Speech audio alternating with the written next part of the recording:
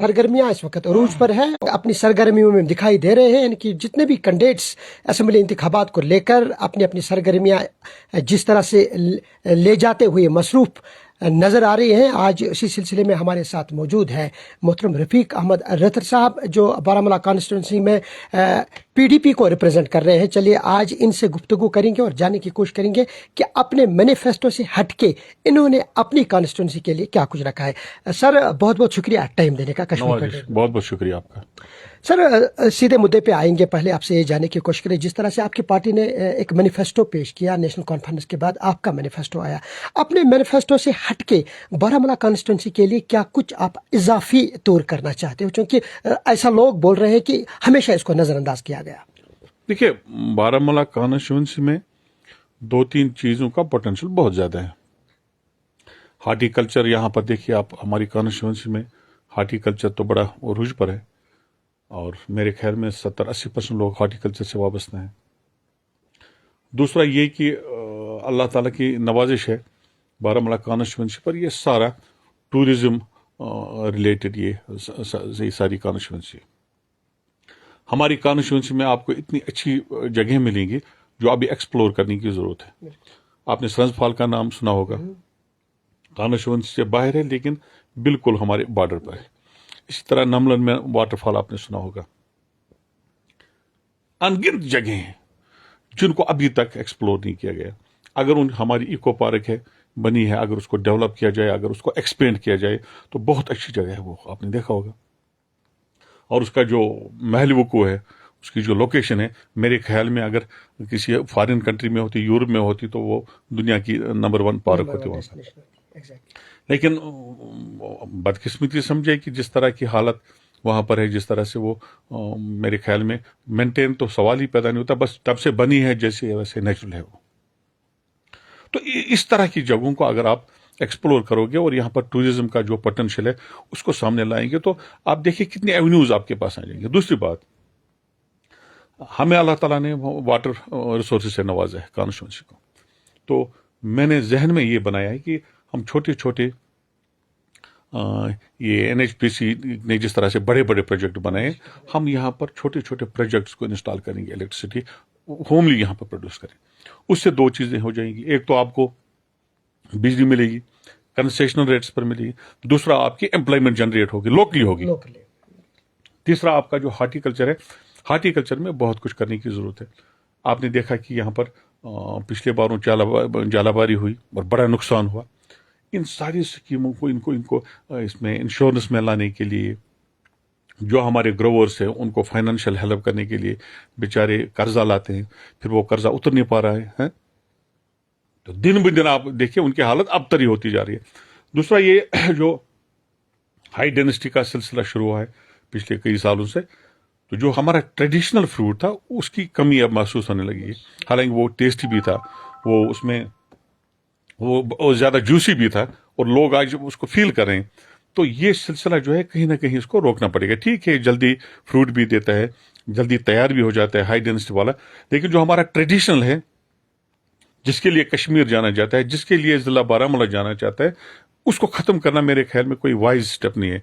तो उसको रिवाइव करने के लिए देखना, जो साइंटिस्ट उसको इस पर रिसर्च करना चाहिए कि जो हमारे ट्रेडिशनल फ्रूट्स हैं, ट्रेडिशनल हार्टिकल्चर है, उसको एक्सपेंड करने के लिए, उसमें बेहतरी लाने के लिए किस तरह का रिसर्च है, किस तरह का रिसर्च होना चाहिए। तो ये कुल मिलाकर ये सारे प्रोजेक्ट्स हैं। और उसके अलावा जो बारामूला जो मेन टाउन है, मैं हमेशा कहता हूं कि बारामूला हमारा फेस है, लेकिन जो नागुफ्ता बेहालत हमारे उस टाउन की बनाई है, तो वो आप भी गवाह हैं, आपने भी देखा होगा, हम भी देखते हैं।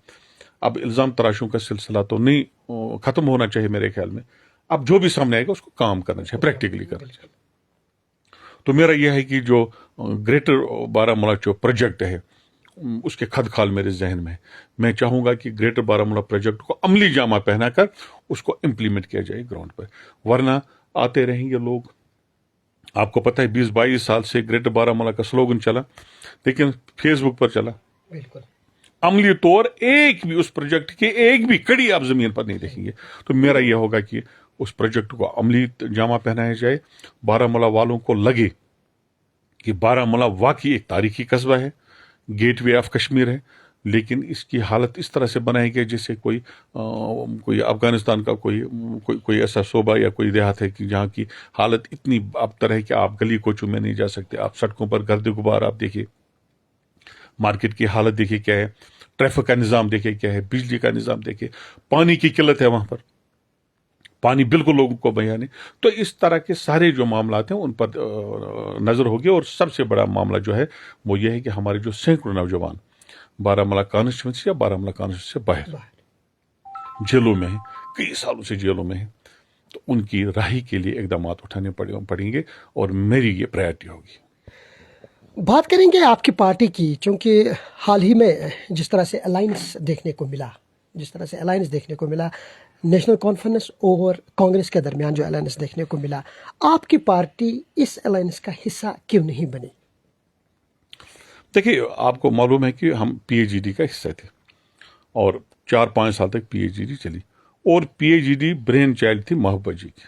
محبت جی نے ہی شروعات کی, پھر لوگوں نے اس کا کریڈٹ دیا, لیکن حقیقت یہ ہے کہ محبت جی کی انیشیٹو پر ہی وہ پی ایچ ڈی بنا. اور مقصد یہ تھا کہ جو کانسٹیٹیوشنل آنسلاٹ جموں کشمیر کی ریاست پر ہوا, تب کی ریاست پر, اس کو ٹیکل کرنے کے لیے, اس کو فیس کرنے کے لیے, اس سے لڑنے کے لیے ایک اتحاد کی ضرورت تھی. تو محبوبہ جی کے آئیڈیا پر, محبوبہ جی کی انیشیٹو پر, ان کی کوششوں کی وجہ سے انہوں نے ساری پارٹیز کو ملایا, اور انہوں نے کہا کہ چونکہ ڈاکٹر فاروق عبداللہ صاحب ہمارے سینئر لیڈر ہیں, سینئر پولیٹیشین ہیں جموں کشمیر کے, تو ان کو اس کا ہیڈ بنا دیا گیا. 3-4 سال تک چلا. اور آپ نے اگر بیانوں میں سنا ہوگا, شاید ہی کوئی لیڈر ایسا تھا جس نے یہ نہ کہا ہوگا کہ یہ جو اتحاد ہے یہ لوگوں کی ریپرزینٹ کرے گا, ان کی ایموشن, ان کے جذبات اور ان کے احساسات. اور بار بار یہ کہا گیا کہ یہ بڑی لڑائی ہے, یہ الیکٹورل پالیٹکس سے بھی بڑی لڑائی ہے. لیکن میں مانتا ہوں کہ یہ الیکٹورل پالیٹکس سے بھی بڑی لڑائی ہے, لیکن میں یہ سمجھتا ہوں کہ الیکٹورل پالیٹکس جو ہے وہ اس کی ایک کڑی ہے, وہاں سے شروعات ہونی چاہیے تھی. چونکہ جب آپ الیکٹورل پالیٹکس میں اکٹھے جاتے, سارے لوگ اکٹھے جاتے, ایک یونائٹڈ پلیٹ فارم بنتا, تو آپ کی آواز مؤثر ثابت ہوتی. تو آج جو ہم اسٹیجوں پر ایک دوسرے کی پگڑیاں اچھالتے ہیں, شاید یہ موقع نہیں ملتا اور اس طرح کی ہم حرکات نہیں کرتے. لیکن بدقسمتی سمجھے کہ جیسے ہی پارلیمنٹ کا الیکشن آ گیا تو نیشنل کانفرنس کو شاید فیڈ بیک ملا اپنے ورکرز سے کہ ہم جیت رہے ہیں. تو جب کوئی آدمی اس نشے میں مبتلا ہو جائے کہ میں جیت رہا ہوں, تو میں اپنے مخالف کو یا کسی دوسرے کو اکوموڈیٹ کیوں کرو اپنے ساتھ, تو پھر یہ چیزیں ہو جاتی ہیں. تو انہوں نے وہی کیا جو جس کی امید تھی. ایسا نہیں ہے کہ ان ایکسپیکٹ ہے. میں بار بار میرے ذہن میں یہ تھا کہ نیشنل کانفرنس این موقع پر جب ڈیلیوری کا موقع آئے گا, یہ لوگ کو دھوکہ دیں گے, قوم کو دھوکہ دیں گے. انہوں نے ہمیں دھوکہ نہیں دیا, جموں کشمیر کے لوگوں کو دھوکہ دیا. جموں کشمیر کے لوگوں کی امیدیں وابستہ تھی اتحاد سے. وہ یہ سمجھتے ہیں کہ یہ جو سیاسی دلدل میں ہم پھنسے ہیں, یہ جو مسائل میں ہم پھنسے ہیں, تو ان کی امیدیں تھی کہ پی ایچ ڈی ان سے واپس نکالے گی. لیکن ایسا نہیں ہوا. انہوں نے آج خود ہی یک طرفہ طور پر پارلیمنٹ اپنے کینڈیڈیٹس کو ڈکلیئر کر دیا, اور پھر بڑی ڈٹھائی سے یہ کہا کہ ایک ایسی پارٹی جن کا وجود ہی نہیں ہے تو ہم ان کے ساتھ اتحاد کیسے کریں.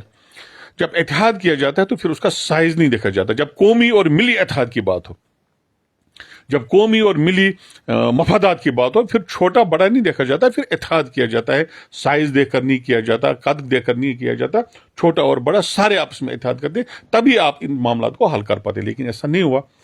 تو پھر آپ نے دیکھا کہ ہم نے بھی الیکشن لڑا, اور مجبوری میں ہمیں لڑنا پڑا. کیونکہ جب کوئی پارٹی آپ سے یہ کہے کہ آپ کا وجود ہی نہیں ہے, آپ زمین پر موجود ہی نہیں ہے, تو پھر 2 جگہوں پر آپ نے دیکھا کہ ہم نے 5.5 لاکھ ووٹ لے لیے, دوسرے نمبر پر رہے. اور ڈائریکٹ کمپٹیشن ہمارا این سی کے ساتھ تھا. نارتھ میں ہماری کمزوریاں تھیں, وہ تو ہم پہلے بھی جانتے تھے. تو اب اسمبلی کا دور آیا. اسمبلی میں بھی دیکھ لیا نیشنل کانفرنس نے کہ ہمیں پی ڈی پی کے ساتھ نہیں جانا ہے, ہمیں اکیلے جانا ہے, کوئی سیٹ شیئرنگ کسی کے ساتھ نہیں کرنی ہے. ان کے ذہن میں ابھی بھی یہ ہے کہ شاید وہ کلین سویپ کرنے جا رہے ہیں, شاید ان کے حق میں ویو ہے. حالانکہ ایسا مجھے تو ابھی ویو دکھائی نہیں دی. میں بارہمولہ میں گھوما یا باقی جگہوں سے بھی رپورٹس ہیں, کوئی ایسا نہیں ہے. تو جب آپ قومی مفاد کو ذاتی مفاد کو قومی مفاد پر ترجیح دیں گے, تو پھر اس طرح کے حرکات ہو جاتے ہیں, پھر اس طرح کے معاملات ہوتے ہیں. تو ذاتی طور میں اگر آپ مجھ سے پوچھیں گے تو میں آپ سے یہ کہوں گا کہ پی ایچ ڈی کے بینر تلے یا جس اتحاد کی آپ نے بات کی, اس بینر تلے لڑنا قوم کی बहुत ज़्यादा ज़रूरत थी. कौम चाहती थी, कौम यकजा थी, और लोग महसूस करते हैं कि जिन पार्टियों ने डिच किया, तो मेरे ख्याल में आने वाले वक्त में लोग उनको सजा देंगे इस बात का, तो उनको तो खमियाजा भुगतना पड़ेगा ना. मेरी नज़र में पहला मौका था, जम्मू कश्मीर के लोगों को पहला मौका मिला था यूनाइट होने का, और चंद लीडरों ने नहीं, बल्कि चंद मौका गंवा दिया, और जम्मू कश्मीर के लोगों की जो उम्मीदें वापस थी उन पर भी पानी फेर दिया.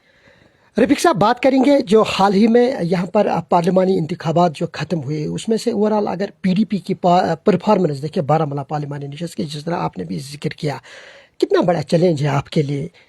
क्योंकि और भी पार्टियां जो है, जैसे नेशनल कॉन्फ्रेंस की बात करें या अवामी इत्तेहाद पार्टी की बात करें, ये उभरती हुई नई पार्टी सामने आ रही है, और जिस तरह से उनकी वेव भी देखने को मिली पार्लियामेंट्री इंतखाबात में, तो हाल ही में जो आपको यहाँ पर हार का सामना करना पड़ा, अब Rafiq Ahmad rather as a PDP candidate, कितना बड़ा चैलेंज है आपके लिए यहाँ ये सीट हासिल करना अपनी पार्टी के लिए? मैं आपको ईमानदारी से बताना चाहूँगा कि जब पार्लियामेंट का इलेक्शन हुआ, तो मैंने आपसे कहा कि चूंकि हमारी नॉर्थ में एंटायर लीडरशिप जो थी पीपल्स डेमोक्रेटिक पार्टी की, वो या पार्टी छोड़कर चले गए थे या उनको पार्टी से निकाला गया था, तो कमजोरियां थी. मैंने कई इंटरव्यूज में ये किया है और मैंने तस्लीम किया है. टॉप लीडरशिप शायद ही कोई कॉन्स्टिट्यूंसी होगी नॉर्थ में, इन 18 कॉन्स्टिट्यूंसी में, जहां की लीडर्स पार्टी को छोड़कर न गए हों. तो उस सूरत हाल को टैकल करने के लिए नई लीडरशिप सामने आई. अभी छोटे भी थे, इनएक्सपीरियंसड भी थे, और जो हमारे जो एक्सपीरियंसड लोग थे, वो उनके साथ, उन लीडरों के साथ कुछ चले गए, कुछ दूसरी पार्टी में चले गए. जब स्ट्रक्चर आपका ख़त्म हो गया, तो हमारा जो वर्कर था वो भी दाएं बाएं बेचारा, तो उसको भी कोई कंसोलिडेट करने वाला नहीं मिला. तो फिर जब नई लीडरशिप आई, हमारे नौजवान आए, उन्होंने कोशिश की, जितना उनसे संभाल पाया उनने किया. लेकिन इसी असना में जब इलेक्शन भी हुआ, तो हम शायद उस मुकाम तक नहीं पहुंचे थे, या उस मयार तक नहीं पहुंचे थे जहां पर आपको पार्लियामेंट का इलेक्शन लड़ना पड़ता और आप उसको फाइट करते. ये मैं पहले से जानता था, लेकिन उसके बाद भी हमने कोशिश की कि हम एक ठीक ठाक से लड़ें, फाइट दे दें. लेकिन एक लहर चली जिसका आपने जिक्र किया, कफारा से, और उसने सारी जो भी हमारा वोट बैंक था उसको सारा वोट बैंक अपने साथ लिया. अब हमारे साथ हमारा ही क्यों ले लिया? अब सवाल ये भी है कि हमारा क्यों लिया? वो इसलिए कि हमारे साथ यूथ जुड़ा था. यूथ को शायद ये जो हमारी लीडरशिप थी जो नॉर्थ में थी, अभी शायद उनके साथ रिकॉन्साइल नहीं कर पाए थे, तो उनको एक अल्टरनेट मिला. कुछ गुस्सा भी था, कुछ गुस्सा भी था, कुछ लोग गुस्से में भी थे, नौजवान गुस्से में थे, जो कुछ 5 अगस्त 2019 को हुआ. तो उस गुस्से का इजहार के तौर पर उन्होंने एक पार्टी को सपोर्ट किया और उनको एन मास वोट दे दिया. अब जो पॉलिटिकल पंडित्स थे हैं, वो ये उम्मीद लगाए बैठे थे कि शायद ये वेव जो है ये कंटिन्यू रहेगी. लेकिन मैं आपको बड़े ईमानदारी से बताना चाहूँगा, बड़े वसूख से बताना चाहूँगा, और बड़े इत्मीनान से बताना चाहूँगा कि नॉर्थ कश्मीर में उस वेव का कहीं आपको नामो निशान भी नहीं मिलेगा. अभी तक, आज की डेट तक, जितने भी कैंडिडेट्स इस पार्टी के इस वक्त नॉर्थ में हैं, कहीं पर भी कोई आदमी कंफर्टेबल नहीं है. अगर इनका आप रिजल्ट देखेंगे पार्लियामेंट इलेक्शन में, फिर आउट ऑफ 18 मेरे ख्याल में 16 या 15 में इनकी बढ़त थी, तो फिर तो एक कंफर्टेबल पोजीशन में होने चाहिए थे. और इतना मार्जिन था, कहीं 50%, कहीं 60% मार्जिन था दूसरे नंबर की पार्टियों से. तो आज वो सूरत हाल नहीं है. आज डायरेक्ट कंपटीशन जो यहाँ पर मुझे दिखता है वो एनसी और पीडीपी का है. ऑलमोस्ट सारी कॉन्स्टिट्यूंसी पर, आगे एक दो को छोड़कर, डायरेक्ट कंपटीशन है इन दो पार्टीज का. और हम तैयार हैं, हमारा कैडर भी तैयार है. इंशाल्लाह जहां जहां जाते हैं रिस्पांस ठीक मिलता है, लोगों का एतमाद भी है. और सबसे बड़ी बात यह कि जो गलतियां पिछले इलेक्शन में हुई, अब लोग वो उसको रियलाइज कर रहे हैं और खुद कहते हैं. हमें कहीं कहने की जरूरत नहीं, खुद कहते हैं कि जनाब गलती शिकमस, तो अब उसका हम ये उस गलती को हम नहीं दोहराएंगे. चाहे बुजुर्ग हैं, चाहे छोटी हैं, चाहे हमारी माएँ बहनें बेटियां हैं, तो सारी के सारे लोग उस गलती को सुधारना चाहते हैं और एक नए अल्टरनेटिव के तौर पर वो पीपल्स डेमोक्रेटिक पार्टी को देखते हैं. मुझे उम्मीद है कि हमें सपोर्ट मिलेगा. आपकी पार्टी हेड की बात करें तो आपकी पार्टी हेड ने इस वक्त अब की बार इस इलेक्शन में कॉन्टेस्ट नहीं किया, जबकि अगर हम उमर अब्दुल्ला की बात करें तो दो नशस्तों पर उन्होंने नॉमिनेशन भरे. या सजाद गनी लोन की अगर बात करें तो सजाद गनी लोन भी आप दो नशस्तों पर आई. क्या वजह है कि अगर आपकी पार्टी सरबराह کسی جگہ پر کوئی ناراضگی دکھا رہی ہے کہ میں ان وجوہات پر کانٹیسٹ نہیں کر رہی ہوں، تو بیٹی کا وہاں ان کے اپنے ہوم گراؤنڈ میں کانٹیسٹ کرنا کیسا آپ دیکھ رہے ہو؟ دیکھیے، التجا جی کو آپ ابھی بیٹی کے طور نہ دیکھیں سیاست میں، بلکہ وہ پیپلز ڈیموکریٹک پارٹی کے ایک لیڈر ہیں. آپ اس نظر سے ان کو دیکھیں. جب محبوبہ جی نے پہلی پریس کانفرنس کی، اگر آپ کو یاد ہوگا جیل سے آنے کے بعد، انہوں نے کہا کہ میں ان حالات میں الیکشن نہیں لڑوں گی جبکہ یہاں پر 370 بھی نہیں ہے، جہاں پر 35A بھی ختم ہو گیا، جہاں پر یہاں گورنر تھا وہ LGA بنا دیا، اسٹیٹ کے ٹکڑے کر دیے، اب یہ یونین ٹیریٹری بنی ہے. ایک ایسی چیف منسٹر جو پاورفل چیف منسٹر رہی ہے جموں ہندوستان کی ساری ریاستوں سے بڑھ کر، یہاں پر آپ امپاورڈ چیف منسٹر تھی. تو اب ان کو آپ نے ایک میونسپلٹی کے چیئرمین کے طور آپ کے پاورز جتنے ہیں یہ آج کے چیف منسٹر کے، تو محبوبہ جی نے کہا کہ میں یہ الیکشن تب تک نہیں لڑوں گی جب تک اسٹیٹ کوڈ واپس نہ ہو اور امپاورڈ اسٹیٹ ہو. ان کے الفاظ ہیں. تو انہوں نے ایک بات کہی، عمر صاحب نے بھی یہی بات کہی، اور انہوں نے ایک یہ بھی کہا، اس حد تک انہوں نے کہا کہ لعنت ہو اس انسان پر جو آج بھی سیاست کرے گا اس پر. اگر آپ کو یاد ہو، انہوں نے بڑگام میں کہا تھا، ایک جلسے میں، پبلک جلسے میں کہا تھا. پھر انہوں نے کیا کیا تو وہ آپ کے سامنے. اچھا، عمر صاحب نے جب یہ کہا کہ میں الیکشن نہیں لڑوں گا، اب جب میں نے پہلے کہا نا آپ کو، نیشنل کانفرنس کی روایت رہی ہے. نیشنل کانفرنس کی ہسٹری اگر دیکھیں گے، یہ انتہائی مفاد پرست جماعت ہے. اور میں آپ کو یہ بھی کہنا چاہوں گا، اس حد تک بھی جاؤں گا کہ جموں کشمیر کی سب سے بڑی بیماری اگر کوئی ہے وہ نیشنل کانفرنس ہے. یہ بہت بڑی بیماری ہے. جتنی بھی معاملات اور مسائل یہاں پر جموں کشمیر کو درپیش ہیں، ان کا جنم نیشنل کانفرنس نے دیا ہے. اور جس طرح سے لوگوں کو عذاب اور عطاب میں مبتلا کیا گیا، جس طرح سے لوگوں کی یہ حالت ابتر بنائے گی، یہ سارا کا سارا ہمیں دین نیشنل کانفرنس. تو عمر صاحب نے جب دیکھا کہ الیکشن نزدیک آ گئے تو کنٹرول نہیں کر پائے اپنے آپ کو. اب ایک نہیں 2 سیٹ، کہیں مجھے لگتا ہے 3-4 سیٹ پر بھی الیکشن نہ لڑے اگر کانسٹیٹیوشنل کوئی اس میں کوئی بندش نہ ہو. تو وہ میرے خیال میں وہ ہر جگہ لڑیں گے، ان کا یہ نہیں ہے. لیکن یہ یاد نہیں رکھا انہوں نے کہ آج میڈیا کا زمانہ ہے، آپ بات کرتے ہیں یہ ریکارڈ ہوتی ہے. تو آپ جب بار بار یہ کہیں کہ میں الیکشن نہیں لڑوں گا جب تک اسٹیٹ واپس نہ ہو، تو اور آج کس منہ سے آپ جاؤ گے 2-3 ریاستوں میں، 2-3 اس میں کانسٹیچوئنسی میں، اور لوگوں سے کہو کہ مجھے ووٹ دینے. محبوبہ جی نے کہا کہ میں نہیں لڑوں گی. انہوں نے کہا شی از کمیٹڈ ٹو دیٹ. التجا جی ایک لیڈر ہے پارٹی کی، جس طرح میں ایک پارٹی کا ایک ورکر ہوں، تو پارٹی کو لڑنا تھا. محبوبہ جی نے کبھی یہ نہیں کہا کہ میری پارٹی نہیں لڑے گی. جب پارٹی کی بات کی تو اس میں التجا جی بھی آئی، اس میں رفیق راتر بھی آیا، اس میں اور بھی ABC بھی آیا. تو ہمارے ہر جگہ کینڈیڈیٹ ہیں. تو میرے خیال میں التجا جی کے الیکشن میں پارٹیسپیشن کو محبوبہ جی کے نہ لڑنے سے جوڑنے کی کوشش نہیں ہونی چاہیے. میرے خیال میں یہ انصاف نہیں ہوگا. رفیق صاحب، اگر مینیفیسٹو کی بات کریں تو لوگ کہہ رہے ہیں کہ آپ کے پارٹی کے ورکر یا آپ کے پارٹی کے جو قداور لیڈر ہیں وہ یہ کہہ رہے ہیں کہ مینیفیسٹو جو پہلے نیشنل کانفرنس نے پبلک کے ساتھ شیئر کیا، یہ مینیفیسٹو ہم نے ہی بنایا تھا، کیونکہ پہلے نیشنل کانفرنس نے مینیفیسٹو دیا، لوگوں کو ذرائع ابلاغ کے ساتھ شیئر کیا، اس کے بعد آپ کی پارٹی نے شیئر کیا ہے. اگر آپ کے پاس مینیفیسٹو پہلے سے بنا ہوا تھا تو آپ نے نیشنل کانفرنس سے پہلے پہل کیوں نہیں کی؟ دیکھیں، یہ سوال نہیں ہے کہ کس نے کب شائع کیا. سوال یہ ہے کہ مینیفیسٹو کیا ہے. میں اپنے مینیفیسٹو کو عمر عبداللہ نے کہا کہ یہ ہماری ہی کاپی ہے جو PDP نے. آپ کہیں نا کیا کہیں، وہ کہنے کو تو آپ کچھ بھی کہہ سکتے ہیں. میرا جو مینیفیسٹو جو ہماری پارٹی کا ہے، جو میرا مینیفیسٹو ہے، وہ مینیفیسٹو نہیں ہے، وہ ویژن ڈاکومنٹ ہے. That is a way forward. امن کا راستہ کیسے ہم لے سکتے ہیں، ڈیولپمنٹ کا کیسے ہو سکتا ہے، اقتصادی حالات یہاں پر کیسے سدھر سکتی ہے، جو ڈس امپاور کیا گیا جموں کشمیر کے لوگوں کو، اس کو ریسٹور کرنے کے لیے، امپاورمنٹ کو ریسٹور کرنے کے لیے کیا اقدامات ہونے چاہیے. اسٹیٹ کو جو یہاں پر سیل لگی ہے آپ کی منرلز کی، آپ کی لینڈ کی، آپ کی روزگار کی اور باقی چیزوں کی، اس کو روکنے کے لیے. اور سب سے بڑی بات، یہاں کے انٹرنل اور ایکسٹرنل ڈائمنشن جو ہے جموں کشمیر کے کنفلکٹ کے، ان کو ایڈریس کرنے کے لیے ایک راستہ ہے. تو میرے خیال میں نیشنل کانفرنس کا اور اس کا تو کہیں ملاپ ہی نہیں ہے. وہ ایک ان کا جو مینیفیسٹو میں نے سارا پڑھا، بلکہ ایک لفظ پڑھا، وہ گورننس کے حوالے سے ہے کہ 5 سال اگر وہ سرکار میں رہے تو کیسے گورن کیا جائے. ہمارا جو ڈاکومنٹ ہے، میں کہہ رہا ہوں وہ ویژن ڈاکومنٹ ہے، وہ اس کو صرف 5 سال تک آپ محدود نہ کریں، بلکہ وہ کئی سال تک چلے گا اور آپ کے لیے ایک راستہ ہے.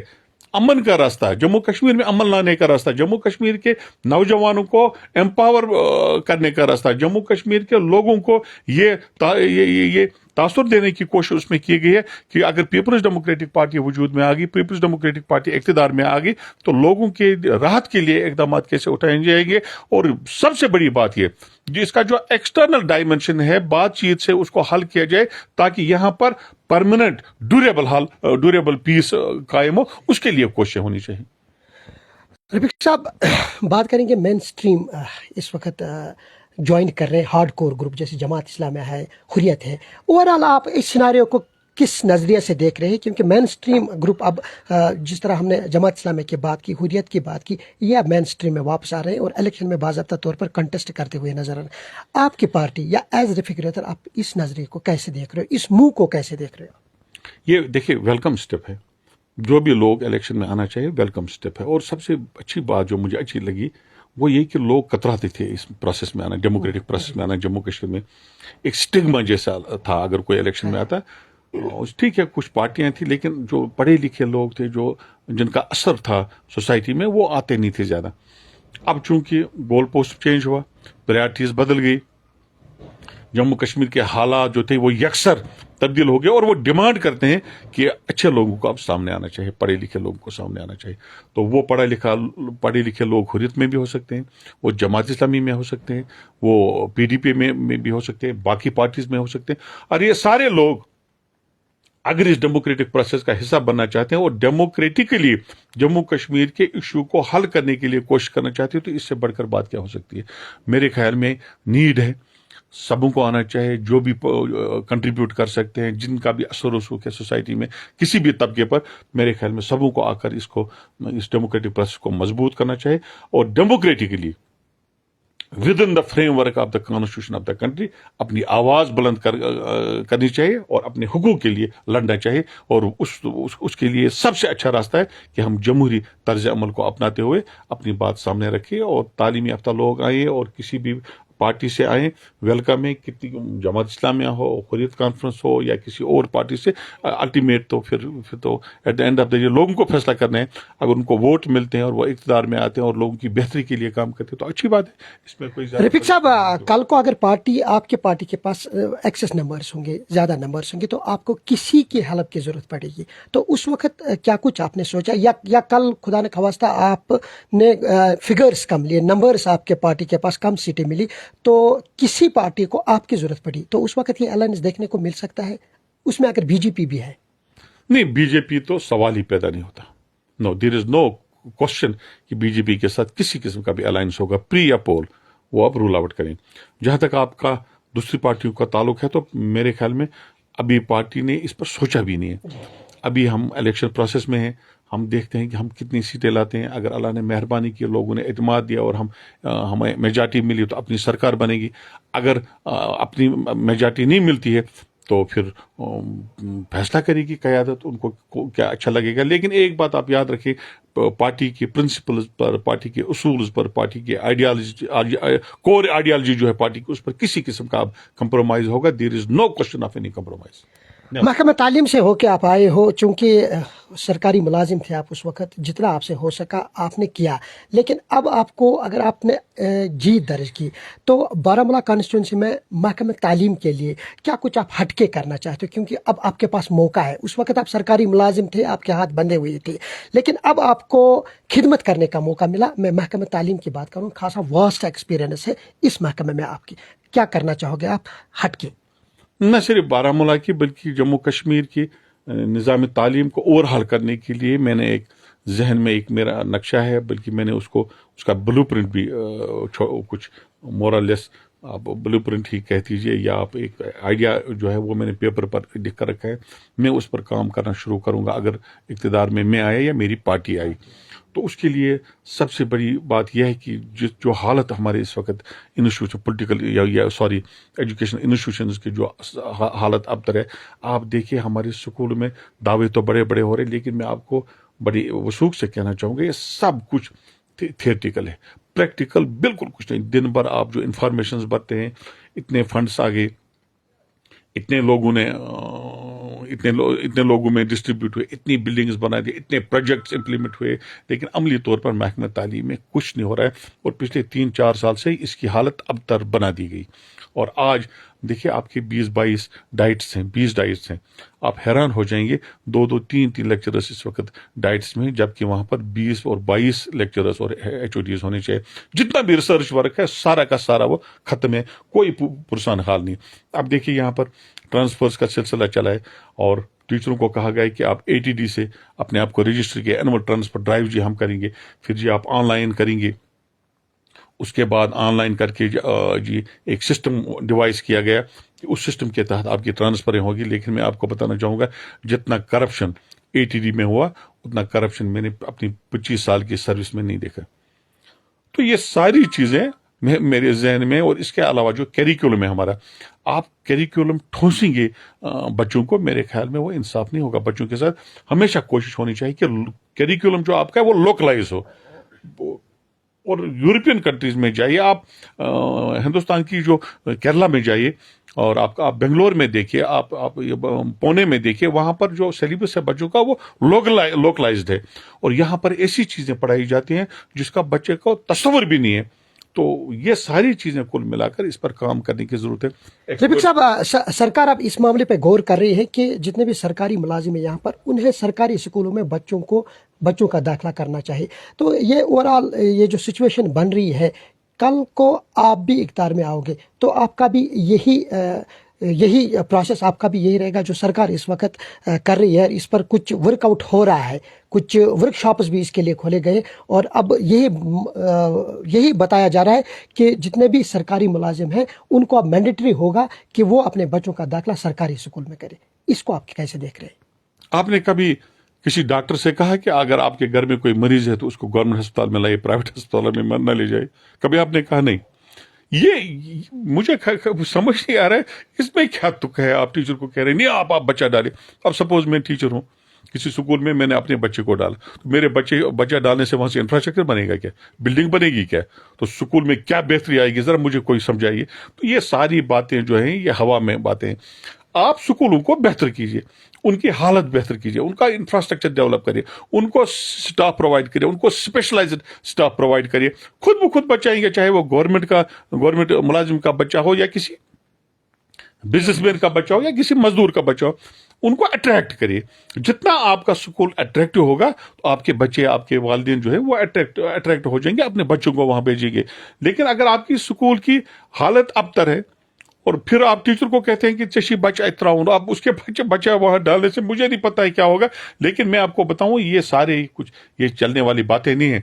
अब कहां पर बच्चे को पढ़ाता है? जिसका स्कूल ज्यादा बेहतर है, जहां पर अच्छी तालीम है, जहां स्कूल अट्रैक्टिव है, इंफ्रास्ट्रक्चर है, तो पेरेंट्स बच्चों को वहां डालते हैं। इस पर कोई कदगन नहीं होनी चाहिए। रफीक साहब, क्या मैसेज रहेगा आपको अपनी कॉन्स्टिट्यूंसी के लोगों के लिए, क्योंकि बराह रास्त इस वक्त लोग आपको देख रहे हैं, अपनी कॉन्स्टिट्यूंसी के लोगों के लिए क्या मैसेज रहेगा आपका? मैं बारामूला की आवाम से हाथ जोड़कर अपील करना चाहूंगा कि मुझे एक मौका दे दें। उन्होंने बहुत सारे लोगों को आजमाया, उन्होंने पिछले 24 साल से एक मखसूस तबका को अपना एतमाद दे दिया। अब मौका आया है कि वो हम पर भरोसा करें, हम पर एतमाद करें। मैं उनको यकीन दिलाना चाहूँगा, अगर उन्होंने मुझे मौका दिया, अगर उन्होंने मुझ पर एतबार किया, तो मैं बारामूला के लोगों को मायूस नहीं करूँगा, उनको शर्मिंदा नहीं होना पड़ेगा। बहुत बहुत शुक्रिया कश्मीर पैट्रिक से बात करने के लिए। रफीक साहब बारामूला कॉन्स्टिट्यूंसी के कैंडिडेट हैं, PDP से ताल्लुक़ रखते हैं, और इनका यही कहना है कि एक बार मुझे भी आजमाने का मौका दीजिए। अब तक आपने बहुत सारे लोगों को, यानी कि किसी पर्टिकुलर पार्टी को आपने आजमाया, अब तक आप मुझे भी मौका दीजिएगा। डेवलपमेंट को लेकर जिस तरह इन्होंने हमारे साथ साझा किया, जिस तरह उन्होंने कहा कि बारामूला कॉन्स्टिट्यूंसी को लेकर जिस तरह मेरे पास एक फुल पैकेज है यूथ को लेकर और बारामूला टाउन को लेकर, चूँकि बारामूला टाउन की अगर हम बात करें तो ये ओल्डेस्ट टाउन माना जाता है कश्मीर की हिस्ट्री का। जिस तरह इन्होंने कहा कि मेरा दरीना ख्वाब है कि बारामूला को हमेशा से नजरअंदाज किया गया, अब जब मैं इक़्तिदार में आऊं, जब आप मुझे जिताने का मौका दोगे, तो मैं अब बारामूला को एक दूसरी नई दिशा में ले जाने की कोशिश करूंगा। ख्याल रखिएगा अपना।